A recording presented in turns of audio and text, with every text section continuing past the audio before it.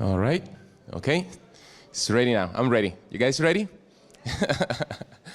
Awesome. Well, this time I'm gonna try to explain my point of view in for the OCA case, right? So what I'm trying to explain here is I know that I've been coming for the last couple of years. I've been getting involved with the OCA and the Spanish Community Association. And I'm gonna try to explain my point of view as best as I can. My point of view is mostly in the business side. I don't have such a technical background, and I know that most of you here are technical. So I want to show you this perspective as from the business point of view. Okay?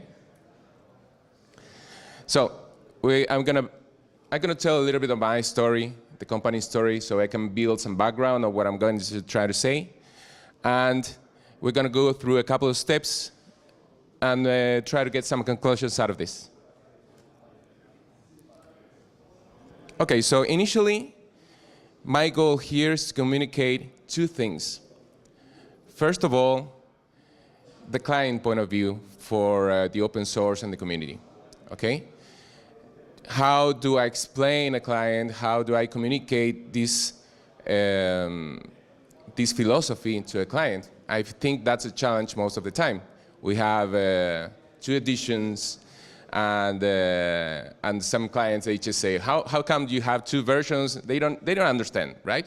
So that's a challenge nowadays. It's something that, from a technical perspective, most of the clients, they just don't understand, right? So we talk in a different language, maybe you can say, when you talk to a business person. So explaining that is not easy sometimes. And the other thing is, how do we see value, right? Where is the value of doing business with this perspective, with the OCA point of view and the open source philosophy? Those are the 2 things that I'm going to try to accomplish with this presentation, okay? Well, like I said, I got to talk a little bit about what we do. So Binex is a consultancy company. We started in 2016. I came across Odoo. I was building more like a systems company, system administration company, hosting. And when I saw Odoo, I implemented Odoo for myself, for my company. And I said, all right, this is great software. I fell in love with it when I started working around with it. And since then, we started implementing, and we made around 450 implementations between Spain and the US.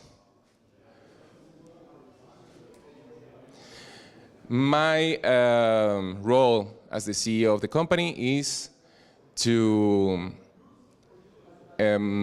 promote our point of view on how do we do Odoo implementations with a long-term partnership approach. That I'm gonna start explaining that in another slide.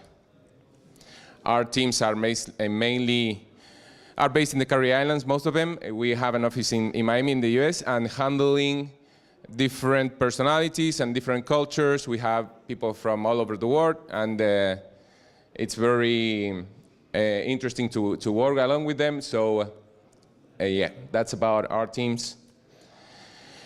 We are developing a business cloud platform, a Binex cloud platform that brings Odoo and the OCA together as an online solution. It's not like a PaaS platform, but it's more like an online access to Odoo community version. And that's what we're doing right now. And by getting involved in the Spanish Odoo Association, I'm trying to work on fostering collaborations between companies, and that's been working very well in the last couple of years. So this is the background of the story, okay? This is what we want to talk about. So mainly because I just want to build an introduction here. Our story before the OCA. And that's a picture representing carrying heavy loads, you know. Our story before the OCA, we were struggling a lot, you know. I mean, it was very challenging to do implementations because all the clients, they request customizations and the technical side. And by being a person that doesn't have a technical background, it was like lifting heavy loads all the time. So by trying to understand, and then I'm going to go through how we started discovering the OCA and the open source philosophy, we're going to talk about how the knowledge-based approach is helping us to make the difference between different implementators.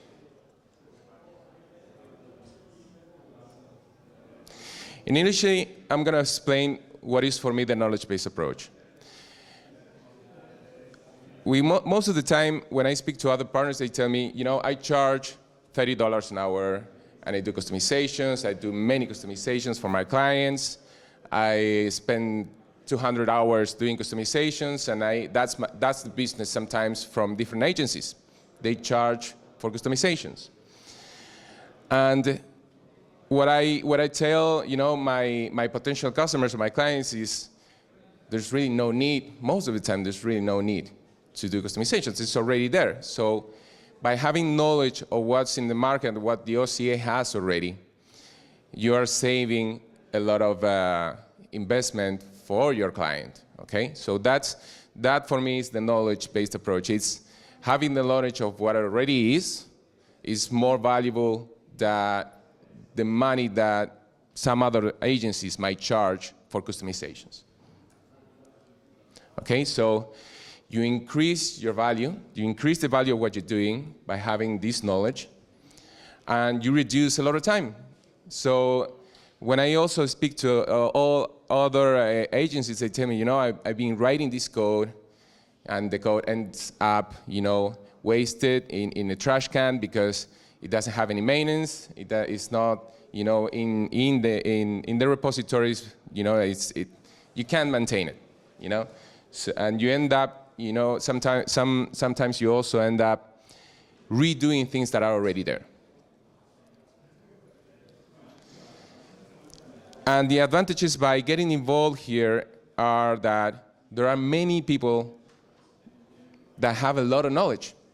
And by being part of the community, you have a lot of advantages by getting, you know, experience out of these professionals that are you guys that are watching this right now. Okay, so that for me is the knowledge-based approach, and I think this is very important to explain to your potential clients. You know, knowledge and increases the value of you as an implementator. Okay, it has more value than, you know, selling $30 an hour customization. Okay, so the other point that I'm going to try to make here is the partnership approach. We spoke about knowledge, and now I'm going to talk about partnership. When I talk to a client, I mentioned that we're going to have a relationship for a long period of time. You know, I hope that we're going to have a long period of time relationship, because we're going to build something for your company, for your organization. It's going to be core. It's an ERP. So we got to build trust over time. And it's not like we're going to get married, but it's going to be a long relationship. You know, when you build a long-term relationship with someone, you need to have a sustainable solution during time. This is also very important. So you need to explain, I explain my clients, you know, we need to build something that's going to last a long time, because this is a relationship that is going to go forward. And we got to do maintenance. We got to develop code that needs maintenance. We got to go through versions. So it's very important to explain this to someone that is going to invest money in software.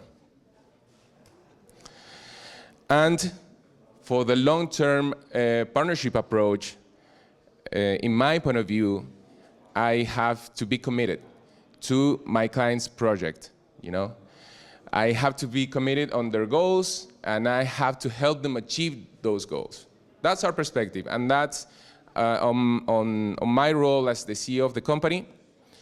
That's a philosophy that I also want the team that I work with to have with our clients. You need to be committed for your client to have success in their business with our help, without software, without implementation. Okay, so now that I made those 2 points, the long-term partnership and the, what's the other one? Sustainability. Now that I've made those 2 points that I think are very important, well, we started, discovering the OCA a couple of years ago, 3 years ago. And when you start discovering the OCA, well, I had to read through the guidelines, and when I saw all that, I told my team, I don't understand anything, so you guys read this. You guys are technical, please let me know how it goes. So that's Christian over there, he wrote the guidelines, and Susana, and yeah, they helped me understand this better. Also, when we started discovering the OCA, I mean, participating in events, getting involved, for me, it was very rewarding. I mean, getting to know you guys, it's awesome. You have a lot to tell, and I try to hear as much as I can and learn from you guys as much as I can as well. So participating in the event, I think it's very important from the CEO point of view as well. No, it's not just technical. I mean, I have a little bit of technical background, but it's like 15 years that I don't write any code, and I don't understand most of what I see on your computers, but participating in the events, it's very rewarding for me because I try to understand what we're doing here, and I believe it has a lot of value, like I said on my other points. Understanding the OCA open source, explore the open source tools, and try them. I do play around with all the code that you guys write, and I try to do my reviews, and it's very helpful to understand, to go into GitHub and do reviews. I mean, it's very simple. I just try on the functional side, and they seem to work, and that's awesome. So I put a review, and they say, all right. So I'm also contributing on my side as well. And then, building the knowledge network that I mentioned just before. Knowledge is very, very important. So while discovering the OCA, I like also, to learn. That's something that fuels me as well. I love to learn, so every time that I come to these events, I learn a lot. Okay, so now, this is the hard part. Okay, so we are implementing the methodology. We started in 2016, and it wasn't easy. We were struggling, so it's a big team. We are somewhere around 83 staff at the beginning, and changing the old ways to the new ways is not simple. Okay, so if someone that is managing big teams, just so you know, it's not simple, but it's very rewarding, as I'm going to try to explain my conclusion after. But initially, starting to adopt the OCA standards, that's what I have to say about that. This is important. Shifting from custom to community. I mean, understanding that it's no really the need to developing all the time. So in the point of view of business people, they want to sell hours, they want to sell customizations because they think they're going to make money out of that. So shifting from that mentality to the community mentality, it's very important. The teams to be more active and participate in the OCA projects. That is also something that we need to promote as well when we manage teams. And it's a road. It's a road that we have been walking through. And at the end, well, continuous learning and improvement. So we are at this stage, at this moment. We are implementing, we are collaborating, we are doing a lot of effort to do so, and it's been rewarding since then. So I'm very happy with the results of implementing. So now we're gonna go, I'm gonna show you some data that I took from an example, some projects that we did. Since we are still implementing, we still have to convince a lot of the teams working with us that the OCA methodology is more rewarding. And since we have a big team, the implementation time takes a little bit longer, but it's a strong reflection on during and after the go live, and then the first months and so on. The support tickets, the calls, the issues, all of that, it's a headache. I mean, we've been through, and I guess you guys that go lives are not easy. They go bananas as from time to time. But yeah, support tickets get reduced a lot, and it's amazing to see that in a project, and then that's a reflection also on the customer satisfaction as well. So we have a more satisfactory implementation from our clients. They suffer a lot when they have to call you all the time because something breaks or something doesn't work. And while implementing this methodology, and while we do a lot of testing and a lot of reviews from you guys as well, from our code, then the approach of the code is a lot better, and that's something that it reflects on your implementations and with your clients. Okay, so that's about it. That's about what I have to say. As I said, from a business point of view, from my point of view as the CEO of the company, like I said, I'm not technical, but I know we have to build a strong relationship with our clients. We know that there is more value in knowledge than in selling hours or selling licenses. This is an argument that we can have also as implementators with clients that, or with other agencies that are looking for selling licenses, for example. And we can tell, listen, you can sell licenses if you want, you're going to make money out of that, but it's not really needed. I think there is more value in long-term relationships and in knowledge than in doing business by selling customizations or selling licenses, for example. That's what I've been working with. That's something that I am realizing from my point of view, and I think we are making the difference by sending this message with different, when you have to talk to a client that has, of course, they have many quotes from different implementators, and they say, all right, these people are gonna customize my Odoo for $30 an hour, and we're gonna, it's very competitive pricing. And when you tell them, listen, most of those hours are not really needed, so a lot of this is already built. You're gonna save them a lot of money, and I think that's something that if you want trying to build a long-term relationship, it helps a lot. So the long-term relationship is very aligned with what we're doing here at the OCA. I've been learning this, and these are the results that we're getting.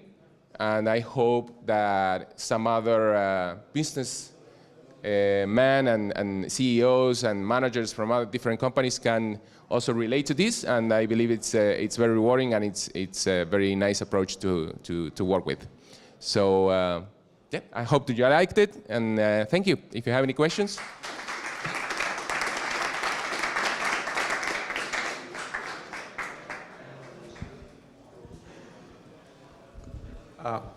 I have a couple of questions. Let me start with the most important one for me is how was it and what are your strategies to get your team to be actively participating in the OCA? Because I know it might be overwhelming or... Well. Yes, we're still getting there. But what I can say is it's not easy because, you know, you have to get involved as a business person as well. And you have to convince your teams also for them to contribute. And that's something that, for example, in my philosophy, I don't want to say a command, and because I'm the CEO, you have to do it the way I'm gonna tell you to do it. You have to grow out of you. So a lot of patience, and you know, getting involved, and getting your team to be involved. Coming to the events, I believe that the events are great for this. We organized the event for the Spanish OCA days last year, and you know, I believe that that's something that we need to do in order for them to get involved. But it's not easy. We're doing it, but it's very rewarding. So you slowly going to start seeing those results. They are not going to come from one day to the other. But it's slowly going to get there. I don't know if another question. All right. Thank you very much. Oh, you got a question.